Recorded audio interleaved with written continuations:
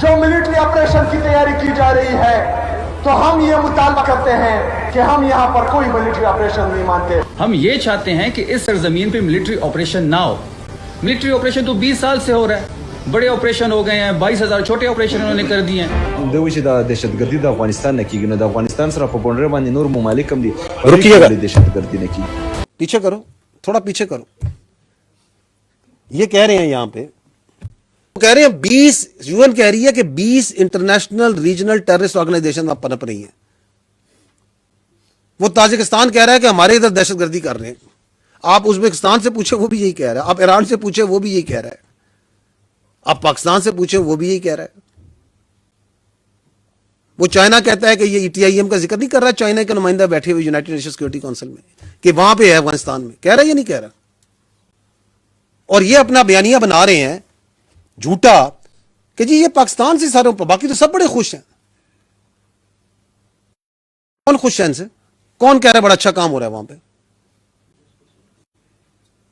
جھوٹ. اس پہ بعد میں آئیں گے کہ کیوں اس طرح کھلم کھلا صاف جھوٹ بولا جا رہا ہے لوگوں کو کنفیوز کرنے کے لیے. تو یہ پہلا جھوٹ ذرا سن لیں. معدنیات اور ڈالروں کی پیچھے روکیں جی، روکیں. کس کی ہے یہ دہشت گردی کی جنگ؟ یہ فوج وہاں پہ معدنیات کے لیے اور ڈالروں کے لیے گئی ہوئی ہے. یہ کون سے ڈالر مل رہے ہیں؟ ڈالر تو ان کو مل رہے ہیں یہ افغانستان طالبان کو. کتنے جوان اس صوبے کے شہید ہوئے ہیں اور آپ یہ بول کے ان شہداء کو عزت و تکریم پرووائڈ کر رہے ہیں کہ یہ معدنیات کے لیے اور ڈالروں کے لیے شہید ہو رہے ہیں. سوچا کہ ہم باجوڑ میں آپریشن کریں گے، ہم امن میں آپریشن کریں گے، ہم تیرا میں آپریشن کریں گے، ہم کسی آپریشن کو نہیں ہونے دیں گے. یہ ہمارے سارے جو یہاں بیٹھے ہم کسی آپریشن کو نہیں ہونے دیں گے. یہ آپ کو کوئی اجازت نہیں دے سکتا کہ آپ اپنی سیاست کے لیے، اپنے سہولت کار، پتہ نہیں کس کی سہولت کاری کرنے کے لیے آپ جو سے اپنے صوبے کو، اپنے علاقوں کو دہشت گردوں کے حوالے کر دیں. تھوڑا سا ماضی میں جائے نا، تھوڑا سا، زیادہ پرانی بات نہیں ہے.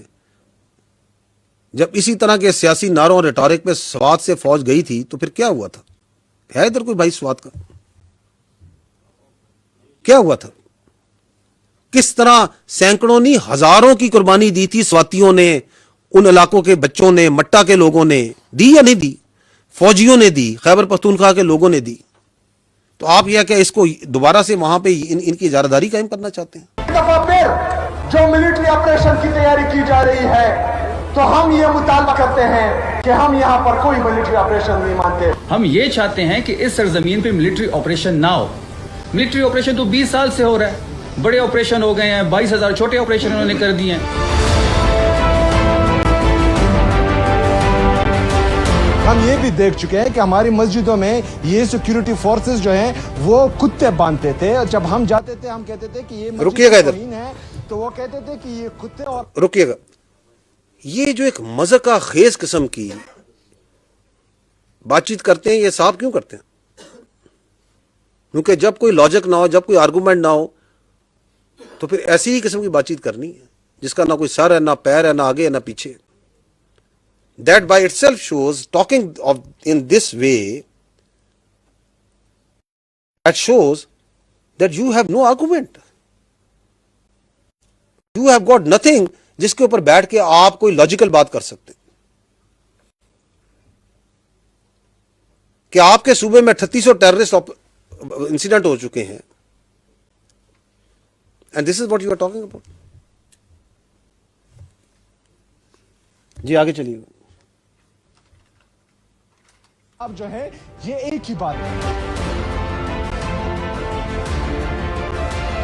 جو میرا لیڈر کہتا ہے کہ ملٹری آپریشن کسی مسئلے کا حل نہیں ہے، تو وہ میرا موقف پہلے بھی تھا، آج بھی ہے اور اس کے بعد بھی ہوگا. میں چیف ایگزیکٹو ہوں. میں نے تمام سیاسی اور مذہبی جماعتیں، تمام ہر مکتبہ فکر کے لوگوں کو پروونشل اسمبلی کے چل تلے جمع کیا.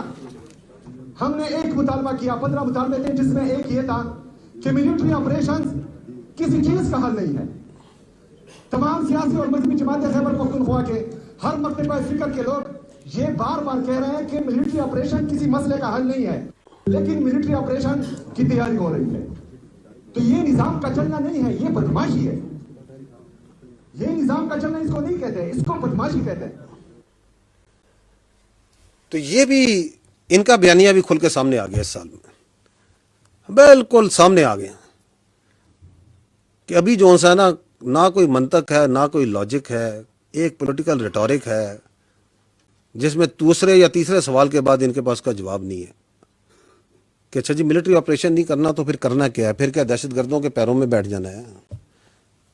پھر کیا خارجی نور ولی محسود کو صوبے کا وزیر اعلیٰ لگا دینا ہے؟ کیا اس کی بیعت کر لینی ہے؟ کیا ہیبت اللہ صاحب آپ بتائیں گے کہ چارسدہ میں کیا ہوگا؟ کیا خیبر پختونخوا کی جو بچیاں ہیں 50% جو آبادی ہے اس کو اسکولوں سے اٹھا دیں، کالجوں سے اٹھا دیں، اس کو بند کر دیں کہیں پہ غاروں میں؟ اب یہ سوچنے کی بات ہے، آپ لوگ ماشاءاللہ بڑے فاضل، بڑے دور رس نگاہ رکھنے والے، کہ یہ بیانیہ بناتے کیوں ہیں؟ We can talk about it letter.